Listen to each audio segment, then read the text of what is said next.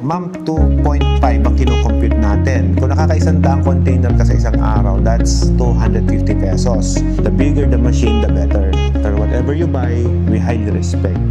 Yung advantage ng 9, ma'am, 4 na beses siyang matipid doon sa package po. Siyempre, ang package inclusion namin, stainless yung nakalagay. Tubig na maalat yung binigay mo sa akin, sir. Lulusawin niya yung stainless ko. Papalitan ko ng ceramic.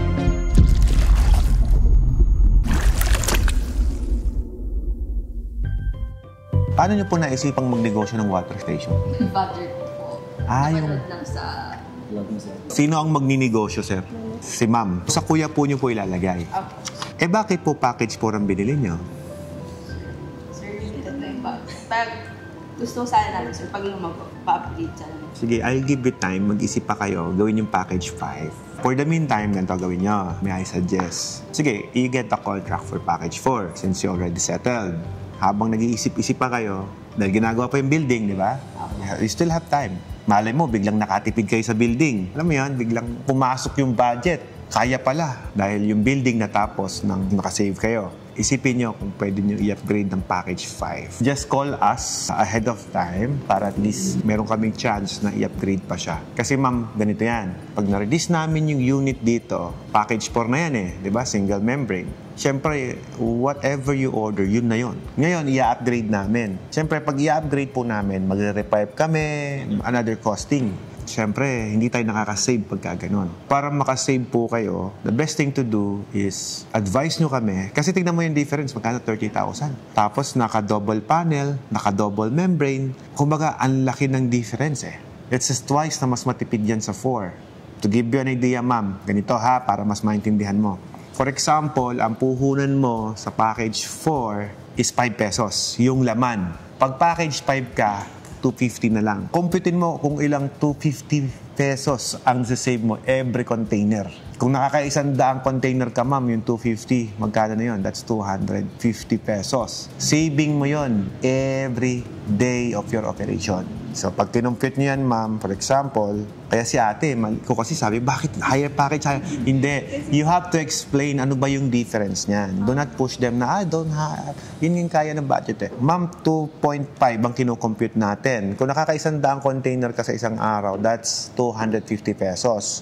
I-multiply nyo po yan sa 30 days, that will be 7,500 pesos savings sa machine. Now, kung i-multiply mo sa isang taon, that will be 90,000 pesos. Ma'am, magkano yung difference? 30,000. Ang tanong, sa amin ba napunta yung 90,000? Hindi. Sa kuryente mo. Sa operational cost mo napunta yan. Hindi sa amin yan. Kumbaga, binibigyan kita ng idea, ma'am, na dito, kapag bumibili ka ng machine, kung ano po yung mas malaking package, mas nakaka-save po kayo.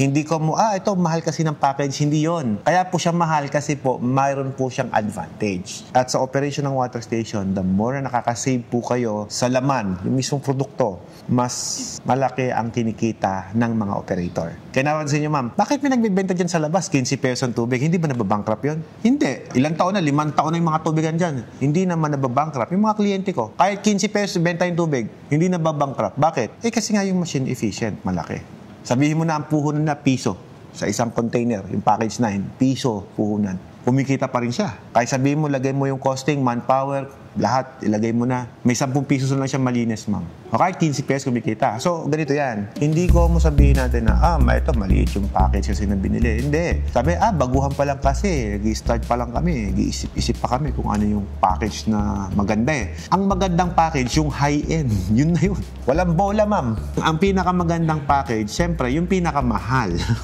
At yung mahal, ibig sabihin po nun, yun po yung lahat ng advantage nilagay. Kaya po siya naging mahal. Hindi dahil sa gusto namin makabenta ng mahal. Well, actually, ganito Sample ko sa'yo Pwede naman kitang opera ng mababa ng mura. Diba? Pero bakit pinupush ko yung mahal? Bakit pinupush ko yung isa? Parehas naman ang kita ko dyan Pag nag-successful ka sa negosyong to, ma'am, diba, magpa-branch ka? Adi pag nag-branch ka, saan ka kukuha? Ito, mama, lahat po na nag-branch ng water station dito, package 9, nag-branch lahat yan. Pero yung kumuha ng 4, 5, nakatayo, okay. Getting strong. Ay, tanong mo dito, lahat ng bumili natin ng package 9, di ba? Ngayon, may 5 ng water station, may 4 na ng water station. Kahapon, kausap ko si nasa BMW Pampanga kami. Para hindi ko na-expect na kumikita ko ng 120,000 pesos monthly dyan. Hindi ko naman kinatrabaho yan. Tracking business yun Big time na yung tao eh.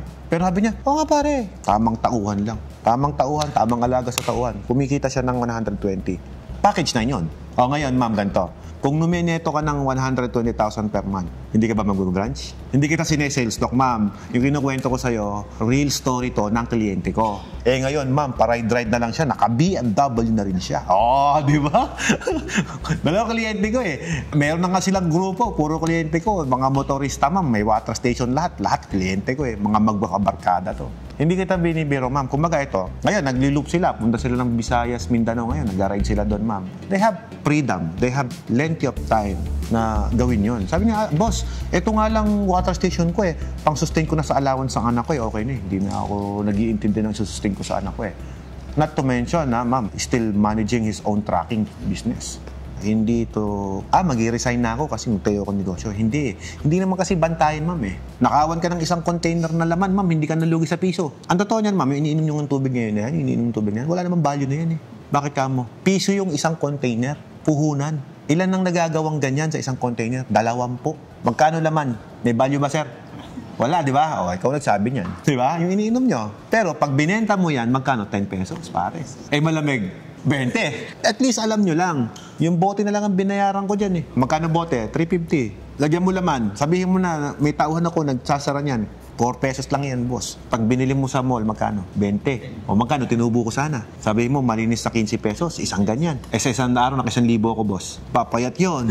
Pinapaliwanag ko lang sa inyo. Ang negosyong yan, maganda yan, basta magaling kayong makisama sa tao, mag-manage yan. Maganda po yan. Sa una lang, stressful. Kagaya kahapon, sa Miss G, nadaanan ko din kahapon. Mayroon dyan Watermax na nagpakabit ng laundry. O, kliyente ko din yon. Hanggang ngayon, ma'am, ito yan eh. Kung hindi kumikita, di isara. O, yan, ma'am. As I'll give you time, mag-decision kayo. Package 4 muna ang kuha ninyo dahil yun ang pasok sa budget ninyo. Pero give us ahead of time na kung gusto nyo i-upgrade ng package 5. At least, ma'am, walang sisihan. Na-explain ko sa'yo na the bigger the machine, the better. Pero whatever you buy, we highly respect.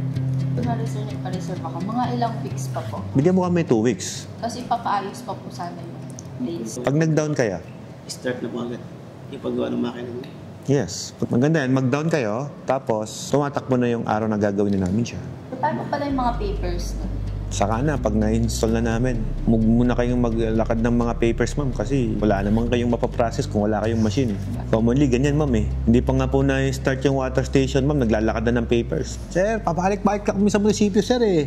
Ano po ba hinahanap na requirement sa inyo? Water analysis. Eh, wala ka pang product eh. Ano ipapates mo? Ano pa hinahanap sa inyo? Sanitary engineering report. Ano sa report ni engineer? Wala ka pang building. Ano pa hinahanap sa inyo? Layout ng machine. Ha? Wala ka kang machine eh. May layout ka ng machine. Before anything else, kami po talaga muna ang gagawa for you. Most of my client na mga naging successful dyan sa negosyong yan, yung building, hindi mo na pinagarbo. Kasi yung building, pwede mong pagandahin eh, pag kumikita na. Pero ang machine, one time ka lang bibili. Hindi naging package na yung kabigla. Eh, sinasabi ko eh. Alis na nga ako. Yung father nyo ang nakapanood. Ilan po kaya napanood yung video ko? Araw-araw nanonood. Ako eh, napakarami. 2,000 na po video ko sa YouTube eh. Pakarami kong video sa YouTube. Halos araw-araw na ako naglalabas ng video, ma'am eh. Tsatsagay mo lang talaga. Pero siguradong may makukuha ka. Informasyon sa negosyong tubig. Sa barya na tinatawag namin, may 3 pong nag-ooperate. Tapos 6 kami.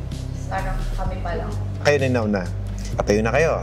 Siyempre, yung mga kapitbahay yung marites doon, magbi-business na matawag siya. Magbi-business din yan. Uy, si ano ha, may negosyo ng ganito. Talo, may inggit sa inyo. Magtatayo din, kakalabanin kayo yan, brother. O yan, saan mo nagpabili yun? Sa Watermax yun. Gagayahin kayo ngayon yan. Watermax din, pare. Eh, kaya lang package 5 yung machine mo, package 4 yung machine mo.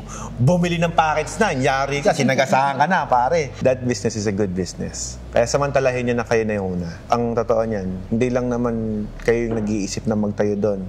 Nag-iisip na rin yung mga yan. Kaya lang, humahanap pa ng buwelo yan. May dahilan kung bakit ako naparod ng tatay mo. Ay, naku, biglang naging 5. Ma'am, mga 10 minutes ka pang upo dyan, magiging 9 yan. Mag-settle na kayo? Matagal po mag-print yung kontrata nito. Para mabasa niyo pa po siya bago niyo pirmahan. Sabi ng tatay mo, no? 9, no? Sabi sa inyo eh, kung talagang nanonood sa akin si tatay niyo, sigurado 9 yan.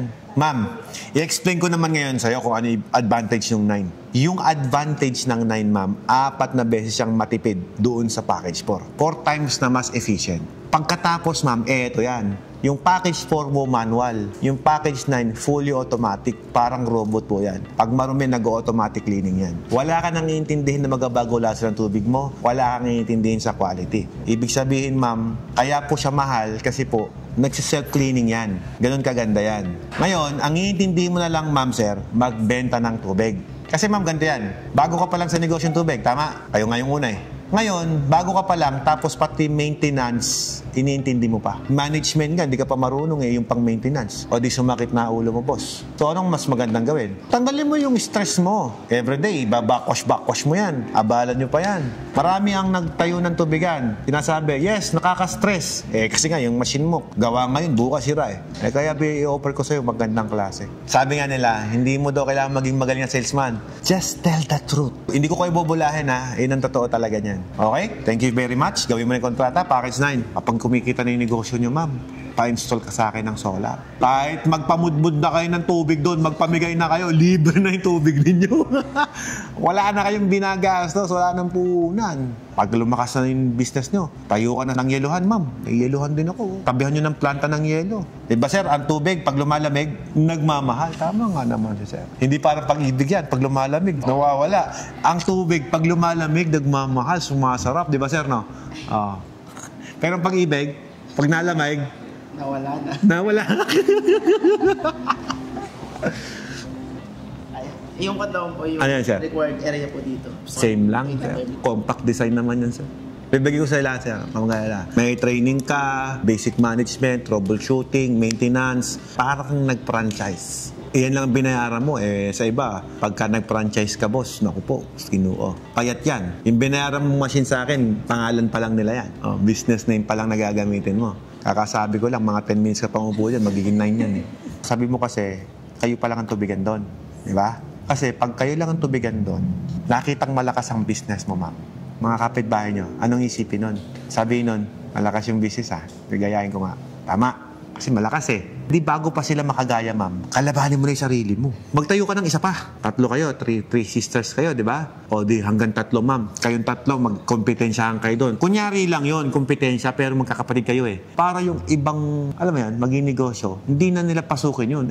Yan ang mga business strategy namin, ma'am. Kinukompetensya namin yung sarili namin. Malakas. O saan? Saan yun? Sige, mag-alagay ako doon. Di ba? Ganun lang yun Gagayahin ka lang yan, boss. Anong manukan niyo, boss? Anong pangalan? 3 sister.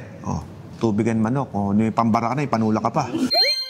Hanggat nararating naman po ng sasakyan, sir, kaya naman po natin i-deliver. Pero kung L300 open, Ngayon, kasha. Kaya lang, disadvantage kasi hindi namin cargo yan dahil once na turn over namin sa inyo yung unit, nagka-damage sa shipment dahil kayo naman po ang nagdala, hindi namin cargo yon. Pero kapag sa shipping line kasi, sir, may insurance yun may claim kami dun Pero pag sa inyo, sir, yung shipping, hindi ba hanggang doon sa taga namin kung saan ilalagay? Sa Mindanao, medyo malaking gastos na, hindi na practical. Kasi ang babayaran niyo po sa amin, balikan.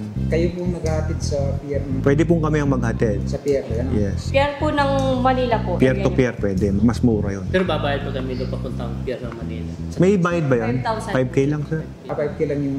Mula dito, papuntang pier. Pier. Pwede na. Pwede na, mura na, sir, di ba? Magkano kayo sa barko niya? Yun sir, estimated nga po natin 35. Yung kanina kasi Iloilo Taga Davao ka, sir. Saan sa Davao? Davao del Norte. Davao del Norte. So, doon natin i-install sa Davao. Tapos sa Jensan, Cagaglioro. Cagayan de Oro. Dalawa ipapadala natin. Magkabukod. Maganda yan. Isang truck. Hati na lang kayo sa shipping. Malaking matitipid nyo pagka ganun. Pwede naman po tayong mag-book ng isang container van Yung isang container van, tapos sa pier nyo kukunin, mas malaking tipid yun. Hati na lang kayo doon. For example, sir, 50,000 ang shipping. Dalawa yun. Di tag 25 lang kayo. Kasi isang container van na kinuha mo, nag-inquire ako kung magkano ang isang 20-footer. 20-footer, sir, 50,000. Sa inyo lahat yun. Pero noon pa yun, sir, kung ano yung latest price ngayon. Still, syempre, mas malaking tipid pag nagsabay kayo. Dalawang machine kasi 10-footer. At least yun, walang kahalong iba. Yung box na yun, sa inyo lang yun. Thank you po, ma'am. Ako pong maswerte. Dinayo niyo po ako. Taga Davao pa kayo. Sir, ginigising niya ako. Bakit ito tinawag panoorin mo? 3 weeks Kaya, ago lang po kita na. Oo, talaga po. kaya pinagbigyan ko na pumunta na dito eh. Salamat. Si ma'am pa lang nanonood. Si ma'am. Saan niyo ako pinapanood, ma'am? YouTube. Bumababad to. Kasi sa YouTube, TV yan eh. Sa TV ba kayo nanonood? Sa cellphone lang. Usually kasi pag YouTube, sinasabi sa TV kita pinapanood eh. Alam mo, minsan ka lang mag-open ng Facebook sa amin pa diretso, no? Tapos bumiyahe kayo, Cavite, papunta dito. Tapos binudol nyo pa sila. Alam na po pala eh. Pag ganyang alam na, sir, di na kailangan ipaliwanag, sir. Alam mo na eh. Yung water sample, kailangan pa talaga yung... Yes, sir. Magpapa-LBC lang naman kayo or JRS ng water sample para mapalaboratory namin. Kahit isang ganyan lang, sir. Para at least, hindi tayo nag-aalatsamba, sir. Ayoko nag-aalatsamba sa negosyo eh. Package 9 na lang. Ang sakit to magsalta, sir. Ikaw nagsabi, sir. Sabi, package 9. High-end ko yan, tapos nilalang mo lang, sir. Kasi may package din na eh. Hindi, magkaiba naman sila. Iba naman talaga. Magkaiba talaga. 9 talaga, sir. Malaki ang advantage. Wala nang i-upgrade. Yun na talaga. Kaya po kami nanghingi ng sample. Siyempre, ang package inclusion namin, stainless yung nakalagay. Tubig na maalat yung binigay mo sa akin, sir. Lulusawin niya yung stainless ko. Kapapalitan ko ng ceramic. Isang reason yun. Pero actually, marami pa. For example, sir, yung tubig mo mabaho. May amoy.